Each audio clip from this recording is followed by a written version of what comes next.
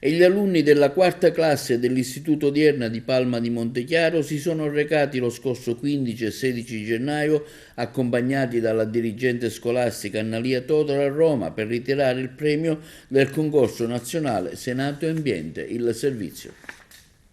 Sono presenti in aula gli studenti e i docenti dell'Istituto di Istruzione Superiore Giambattista Odierna di Palma di Montechiaro in provincia di Agrigento.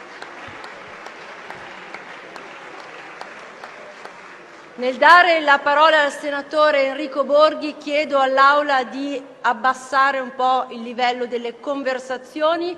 Può illustrare la questione di pregiudiziale QP2, prego. Gli alunni della classe quarta AF dei servizi per la sanità e l'assistenza sociale della quarta G del tecnico informatico, accompagnati dal dirigente scolastico Annalia Todaro e dai docenti referenti Rossana Sorcia e Carmelo Ferrara, si sono recati a Roma il 15 e 16 gennaio per ritirare il premio del concorso nazionale Senato e Ambiente. Gli studenti dell'Istituto Odierna, con la loro indagine conoscitiva Oro Verde e Fiumi Neri sulla problematica dell'inquinamento del fiume Palma e del fiume Naro, dovuto al fenomeno di sversamento delle acque di vegetazione della molitura delle olive, lo scorso anno scolastico si sono aggiudicati il primo posto della competizione nazionale, indetta dal Senato della Repubblica Italiana.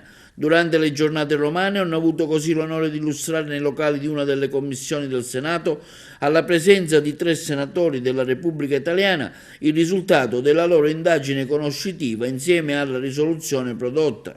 Nel pomeriggio hanno anche avuto l'opportunità di assistere ai lavori di aula. Soddisfazione del dirigente Annalia Todaro. Ancora una volta i ragazzi dell'Istituto Odierna di Palma portano in alto il nome della città del Gattopardo a quello di tutta la provincia di Agrigento.